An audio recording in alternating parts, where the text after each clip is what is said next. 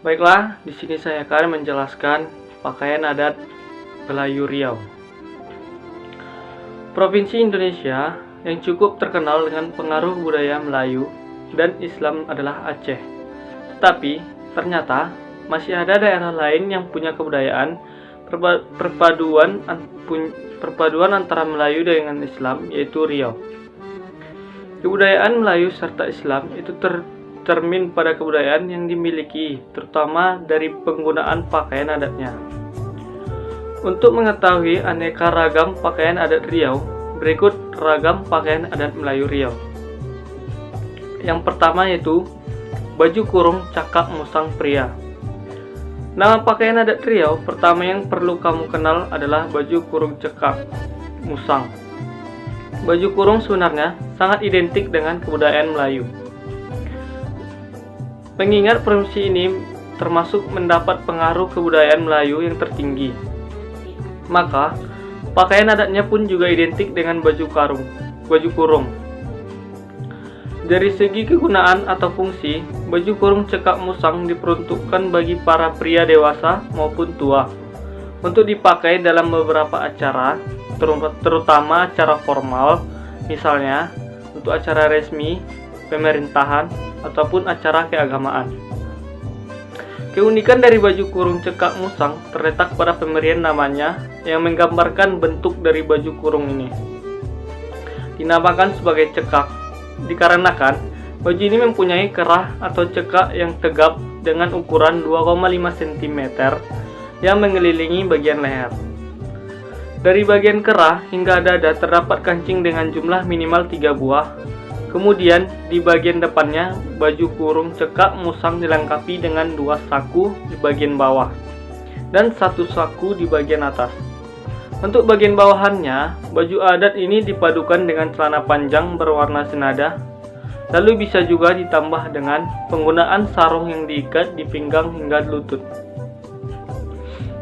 Tidak ketinggalan, bagian kepala juga diberikan penutup kepala berupa kopiah atau menggunakan tanjak, laksamana, atau penutup kepala khas Duri Riau.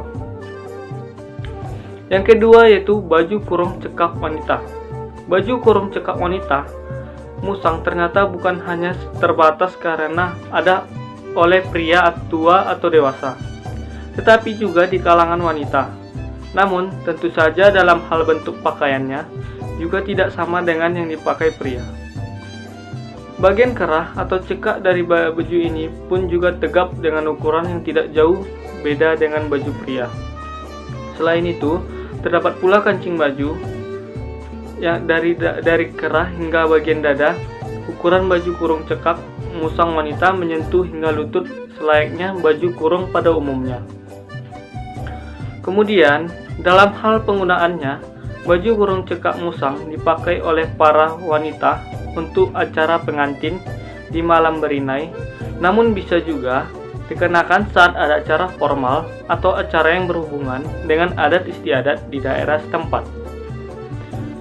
Pakaian adat Melayu Riau yang ketiga yaitu baju kurung teluk belanga.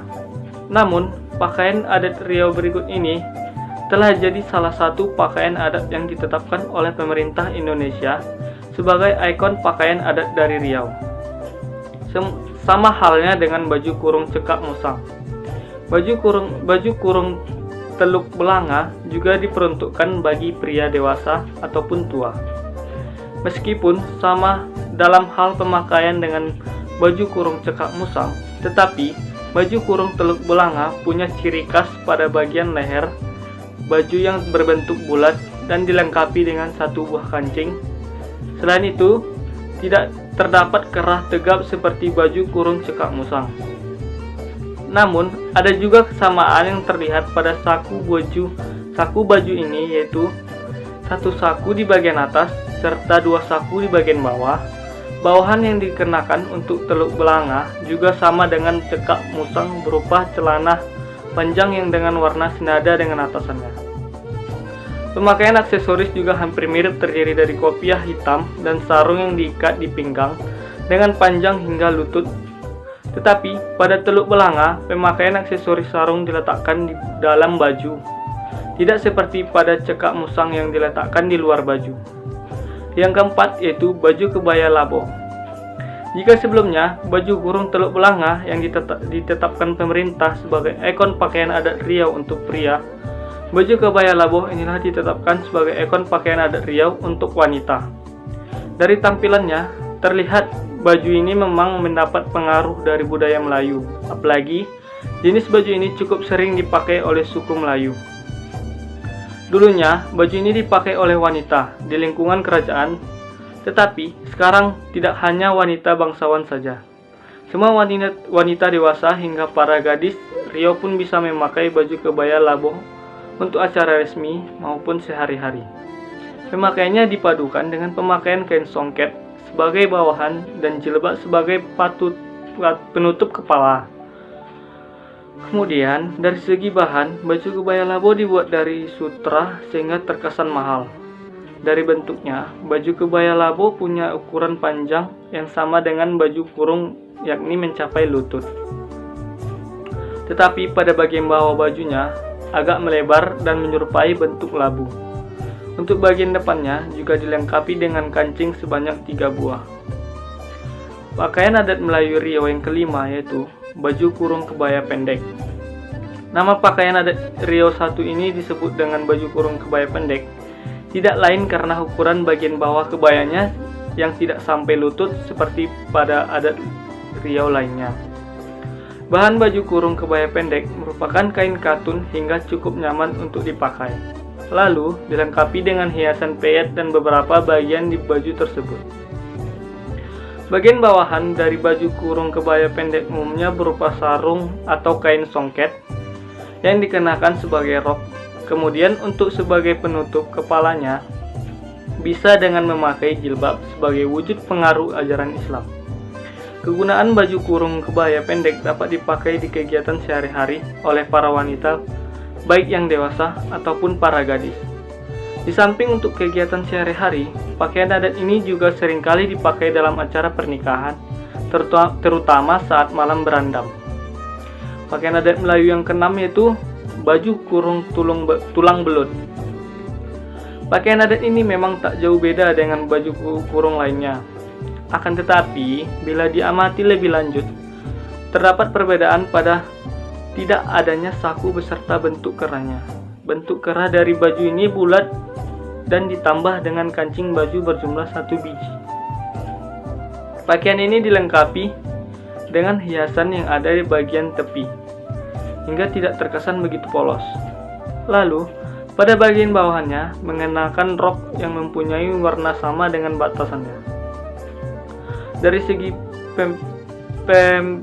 pemakaiannya, kebanyakan pakaian adat Riau ini lebih sering dipakai oleh para wanita yang sudah tua. Mereka sering mengenakan baju kurung tulang belut dengan selendang yang disampirkan pada dengan penutup kepala berupa jilbab.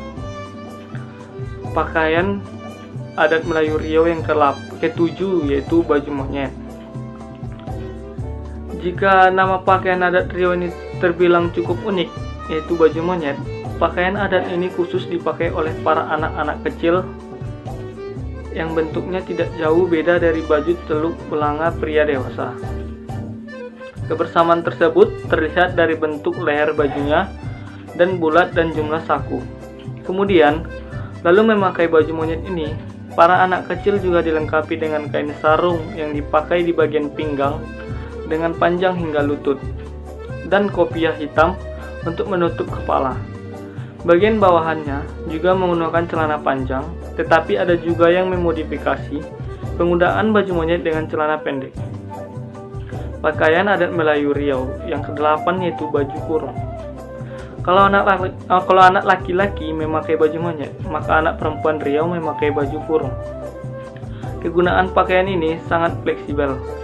Anak-anak perempuan bisa memakainya dan bermain bersama teman-temannya, mengaji, ataupun dipakai untuk mengikuti acara resmi bersama orang tuanya.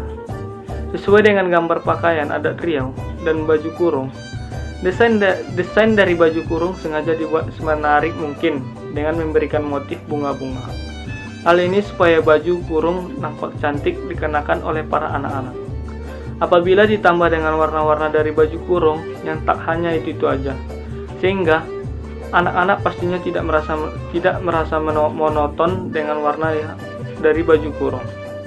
Untuk komponen lainnya, baju kurung bagi anak-anak tidak jauh beda dengan baju kurung dewasa, yaitu dilengkapi dengan bawahan rok panjang, lalu penutup kepala berupa jilbab. Pemakaian baju kurung untuk anak-anak ini bisa jadi upaya untuk tetap melestarikan upaya lestari dan tidak cepat punah dimakan oleh perkembangan zaman.